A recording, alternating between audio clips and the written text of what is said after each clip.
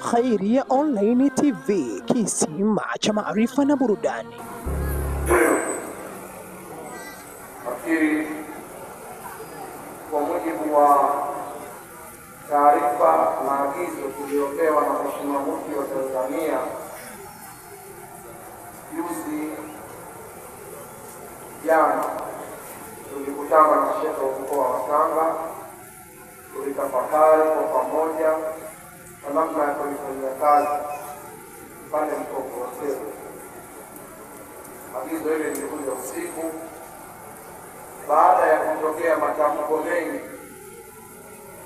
ya viongozi wenzetu wa dini nyingine kuishutumu serikali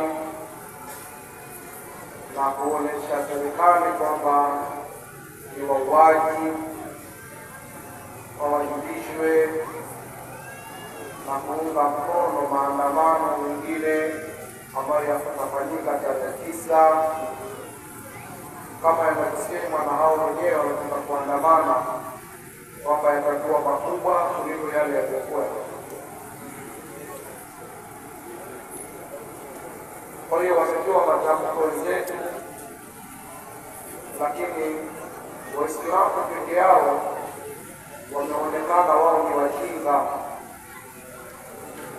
Nchi hii haionyeshi kwamba ina haki, alafu wao wakunyamaza. Watu wanatekwa, watu wanauliwa, lakini Waislamu wamenyamaza kimya, hawasemi chochote. Kwa hiyo Mheshimiwa Mufti aliagiza baraza la ulama ikutane na taasisi zingine zote za Kiislamu zilizo Dar es Salaam kwa ajili ya kutoa tamko. Na tamko lililotolewa kwanza ni kulaani machafuko yaliyotokea na kuonyesha kwamba wahusika wakuu wa machafuko yale asilimia kubwa waliokuwa wakiyafanya ni watu ambao hawakujua nini kilicholetwa. Wamejikuta baada ya kuona wachache walioanzisha na wakaingia kwenye mkumbo kwa nia mbalimbali, wengine nia za kupora, kuvunja magari ya watu, kuchoma sheli, kuiba mitungi ya gesi, kuvunja supermarket za watu, maduka ya watu, kuharibu miundombinu ya barabara, vituo vya mwendokasi na magari yenyewe, kuchoma baadhi ya mabasi. Maandamano yale hayakuwa na bango hata moja linaloonyesha kwamba madai ya watu hawa yalikuwa ni yaliishia kuharibu mali, kuchoma vituo vya polisi na kadhalika. Kwa hiyo baraza kwa kushirikiana na taasisi nyingine wamelaani kitendo kile na kutoa pole kwa wale wote ambao walipata maafa, labda hawakustahili kwa njia moja ama nyingine, kwa sababu siku zote yanapotokea maafa wengineo wanakuwa hawahusiki, lakini wanakutwa ndani ya maafa yao. Wako watu waliokuwa wanasema twende tukaangalie maandamano, walikutwa na ajali ile. Wako watu waliokuwa wanarudi kazini, walikutwa na maandamano yale. Wako watu ambao walikuwa hawajafunga maduka yao, walikutwa na kadhia ile. Ala kulli hali ni kwamba hali ilikuwa mbaya katika kipindi cha mkutano. Magenge ya wahalifu yalijitokeza pale Arusha. Palikuwa na watu ambao wameshika mapanga, ni kikundi cha watu kinavamia nyumba hadi nyumba, wanapigwa mtu mapanga mpaka anakufa, na wengine wanavizia gari. Mmoja katika watu, mdogo wangu hivi, alizuiwa na kufukuka na watu hao akaambiwa onyeshe kidole, ikionekana kama kina wino kinakata kile kidole, wino ule wa kupiga kura. Bahati nzuri yeye baada ya kupiga kura alipiga msasa, anakwenda na gari yake, wakamkamata, wakamsacha kidole. Walipoona hakika wino, akamwambia tupe hela. Akatoa 20,000 akawapa, wakamwachia. Lakini wametokea watu ambao wanaweza wakatokea huko na gari, wakaja wakafungua vioo, wakapiga risasi watu, wakapiga risasi askari. Juzi Arusha wamepigwa askari wawili, watu wamekuja wakapiga risasi askari wale wakaondoka. Hiyo ndio hali imefikia. Ukiangalia picha ya kinachotokea na kinachodaiwa ni vitu viwili tofauti, havifanani. Havifanani kwa sababu kama swala ni maandamano, kwa nini mnaua watu? Kwa nini mnavunja maduka ya watu? Kwa baraza pamoja na taasisi nyingine wamelisemea hili, kuonyesha kilichokuwepo ilikuwa ni uvunjwaji wa sheria katika nchi. Haya makabiliano yaliyotokea yametokea, wengine wamekufa kwa bahati mbaya katika makabiliano, baada ya kuambiwa msisogee, jamani tawanyikeni, wakamwagiwa maji ya kuwasha, wakapigwa mabomu, lakini hawakusikia zaidi ya kwenda kuvamia lile gari na kutia petroli na kuliwasha moto. Hayo ndio yaliyojiri Mwanza, yaliyojiri Geita, yaliyojiri Mbeya, yaliyojiri Arusha.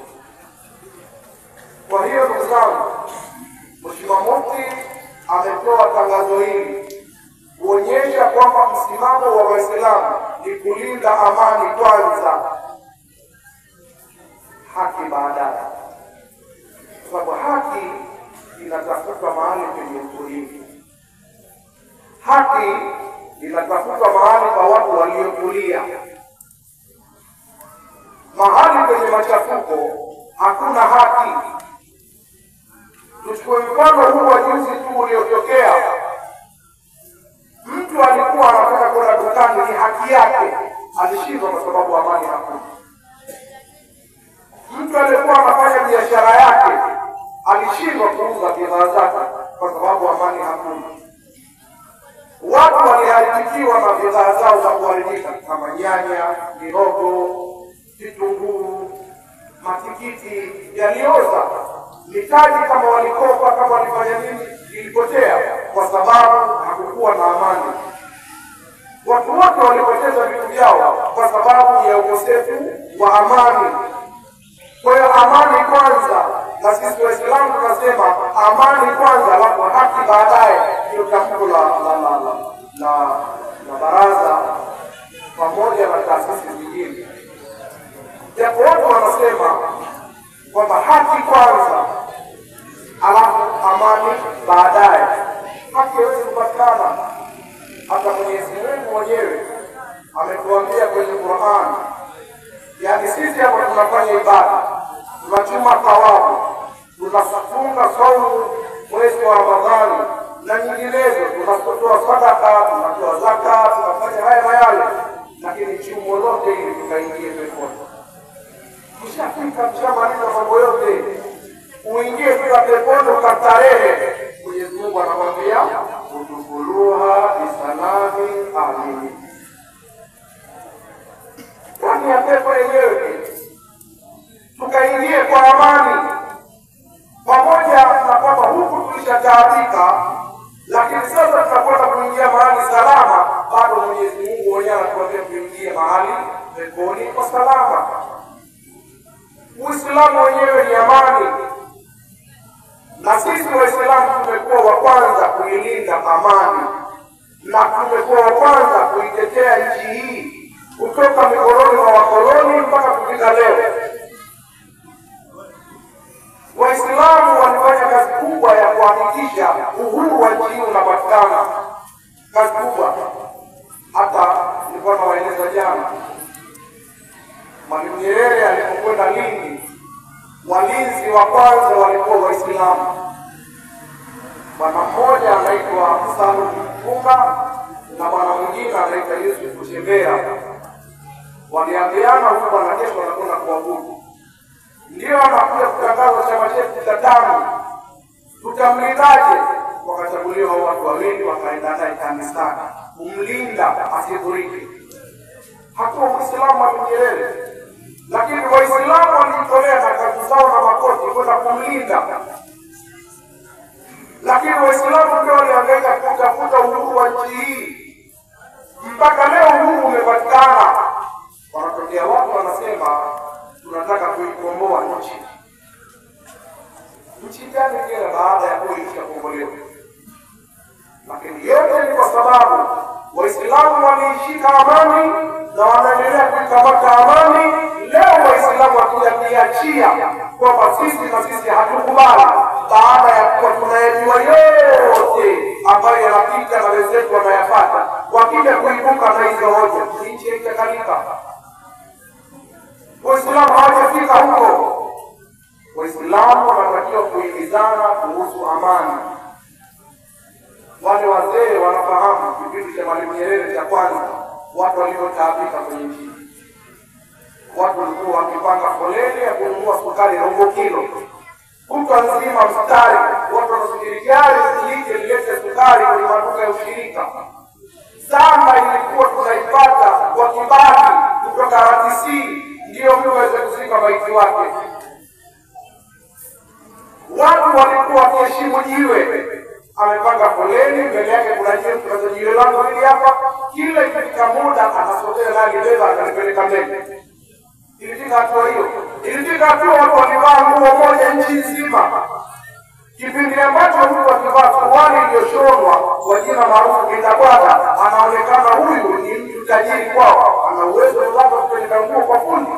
Kipindi hicho ilifika hatua watu kuvaa yale matairi kwa viatu, ilikuwa ni mtu wa maana kwa sababu akaweze asilimia kubwa alikuwa anatembea pepe. Kipindi chote hicho watu walikuwa wavumilivu kwa sababu ilikuwa tunajenga nchi. Sasa imefika mahali leo mtoto mdogo wa miaka 15 ana uwezo wa kumiliki simu ya milioni 3 wala hata kazi yoyote. Watu wanasema maisha magumu. Kuna mtu ukimkuta na simu iPhone hana kazi, alafu unashangaa ameipata wapi? Anabadilisha viatu, anabadilisha kanzu, anabadilisha suruali, alafu mtu anasema tunatafuta kuikomboa nchi hii. Kwa hiyo matamko ya Baraza la Ulama pamoja na taasisi zingine zote za Kiislamu wamekubaliana kusema kwanza amani, tuilinde amani yetu. Waislamu wasubiri tamko la Mufti. Kama imeshindikana sasa kwenye maamuzi na kusema tufanye nini, ni Mheshimiwa Mufti wa Tanzania. Tusijiingize katika jambo ambalo hatulijui. Asili ya mambo haya yana sehemu yanapotokea, kuna mipango inapotokea, kuna watu maalum hayo wa mitandao, wengine wakitembea jinsia moja ndio wameingizwa fitina hizi za kutaka mfumo huu uondoke. Kuna watu wamenyimwa maslahi yao, walikuwa na maslahi wakiyapata, sasa yamekosekana, wanapata shida. Sisi tumeshazoea mtu akila ugali wake na dagaa imeisha, wala hata wasiwasi na mtu ama mashaka. Mtu akiwa kapata hakukosa amekosa basi fahuwa, yeye hana shida na mtu. Lakini kuna watu hawajazoea maisha haya, anataka yeye awe juu kila siku.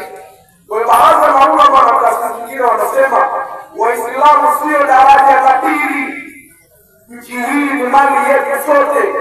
Kama wako watu wanasema Waislamu ni wajinga wamenyamaza, wajue Waislamu siku wakinyamaza wao kwao kufa ni sawasawa. Ndio maana watu wakifa wanasema inna lillahi wa inna ilaihi raji'un. Ndio maana Waislamu wanajua kuna kufa. Kwa hiyo ndugu zangu, kwa niaba ya Mheshimiwa Mufti wa Tanzania napenda kuwasilisha tamko hilo, tuondoke na tuwe mabalozi kwa wenzetu juu ya amani kwanza. Hayo yanayohitajika yafuate baada ya kuwekwa amani. Wassalamu alaikum. Khairia Online TV, kisima cha maarifa na burudani.